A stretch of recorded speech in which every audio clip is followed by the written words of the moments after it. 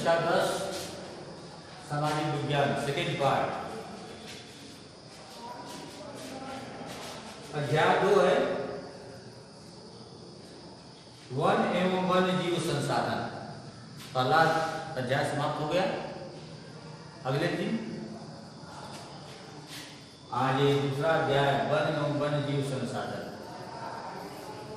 तो पहले वन किसे कहते हैं?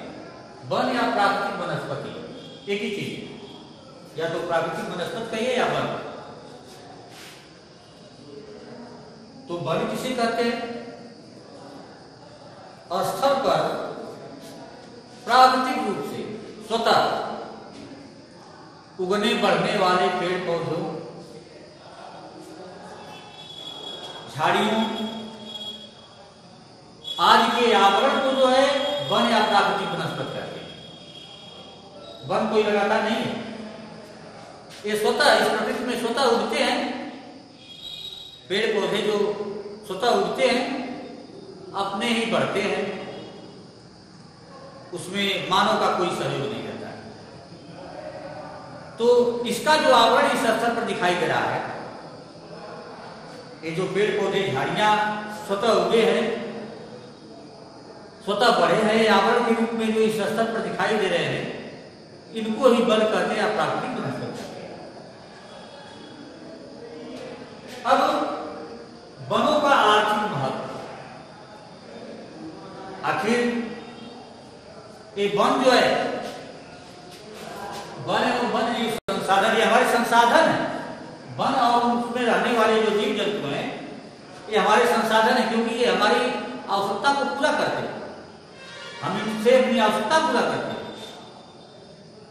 वन और मनुष्य का जंगल जो है, ये मनुष्य का अभिन्न अंग है। इसके बिना तो मानव जीवन की कल्पना ही नहीं की जा सकती। इतना ही महत्वपूर्ण है। इसके उपयोगिता के कारण ही वन को हरा सोना कहते हैं। देखिए, इसके महत्व को इस प्रकार से स्पष्ट किया जा सकता है। ये वन से हमको दो प्रकार के लाभ मिलते हैं, एक प्रत्यक्ष लाभ और दूसरा जो है अप्रत्यक्ष लाभ। प्रत्यक्ष लाभ का मतलब वह लाभ जो हमको दिखाई दे रहा है।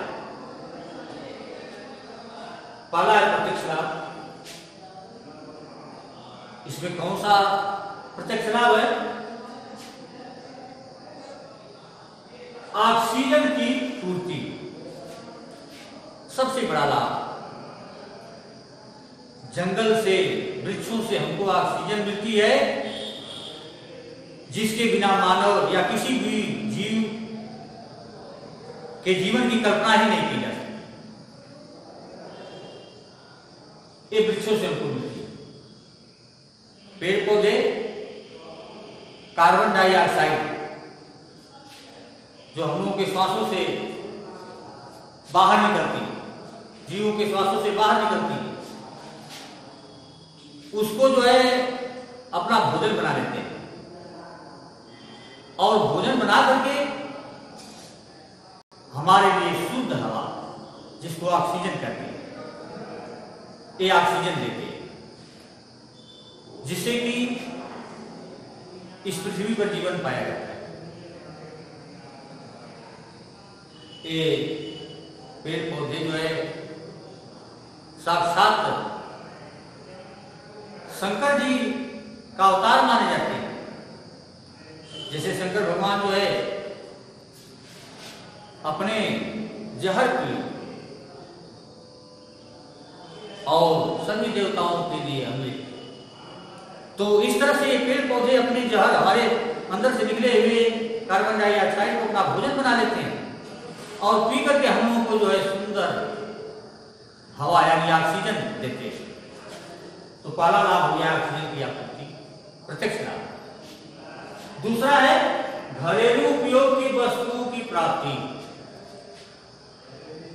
घरेलू उपयोग जैसे ईंधन के लिए लकड़ी,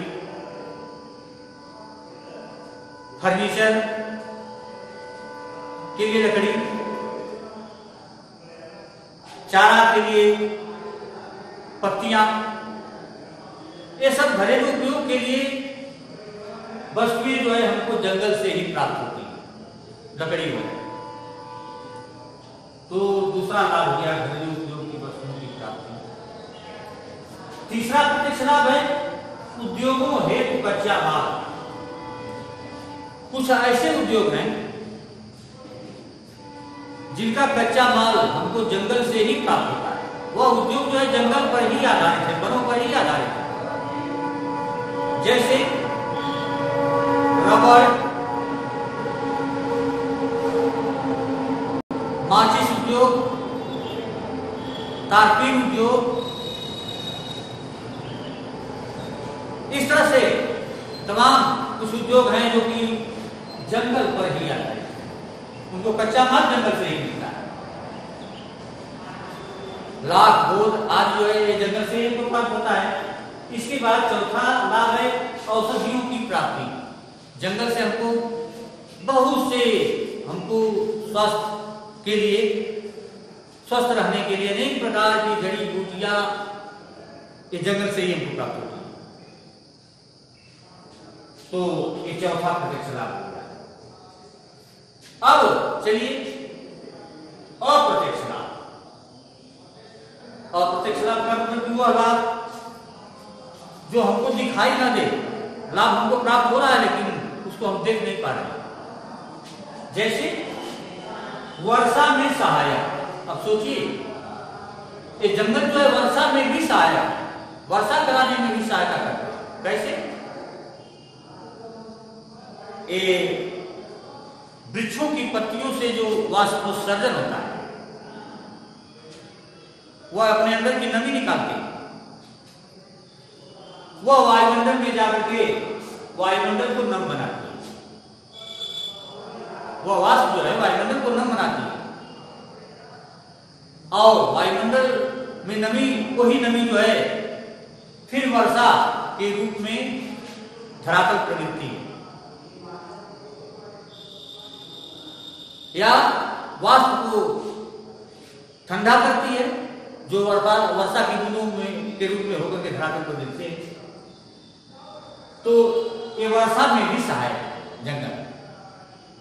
यह प्रत्यक्ष लाभ हम देखते नहीं लेकिन वर्षा कराते हैं। दूसरा है भूमि कटाव पर रोक। अंग्रेजी पढ़ा है कि भूमि अपरदन, मिट्टी का अपरदन या कटाव, तो ये भूमि कटाव को भी रोकते हैं। कैसे? हम जानते नहीं लेकिन रोकते हैं। ये वृक्षों की जड़ें जो है मिट्टी के कणों को मजबूत से पकड़े रहती है। कितना तेज बरसात होती है, मूसलाधार वर्षा होती है, लेकिन वो जड़ें जो है पकड़े रहते हैं, वो मिट्टी घुल नहीं पाती, जिससे वह पानी के साथ वातावरण में नहीं जा पाती, यानी कटाव नहीं हो पाता है। तो जंगल, और दूसरी चीज कि जंगल की जो वृक्षों की पत्तियां हैं वो गिर करके धरातल को ढकी रहती है, ऐसे भी ये जो है कटाव नहीं होने देती। तो भूमि के कटाव पर रोक लगाता है जंगल। तीसरा है बाढ़ नियंत्रण। अब सोचिए ये बाढ़ को भी रोकता है जंगल, जिसे हम देखते नहीं। कैसे ये बाढ़ को रोकता है? नदी में बाढ़ तब आती है जब एकाएक पानी नदी में पहुंच पाता है, निकल नहीं पाता है। लेकिन ये जंगल जो है बाढ़ को रोकते हैं, ये पानी को जो है रोक रोक करके नदी में जाने देते हैं। एकाएक पानी को आकर के नदी में नहीं जा पाता, एकाएक जाता तो बहुत ज्यादा बाढ़ आ जाती है।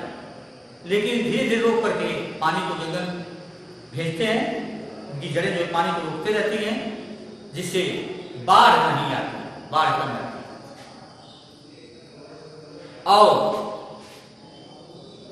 अंतिम है पर्यावरणीय संतुलन। ये हमारे पर्यावरण जानते हैं, परिधन आवरण, ये हमारे चारों तरफ जो आवरण है, पेड़ पौधे, जीव जंतु, हवा, प्रकाश, यही सब हमारे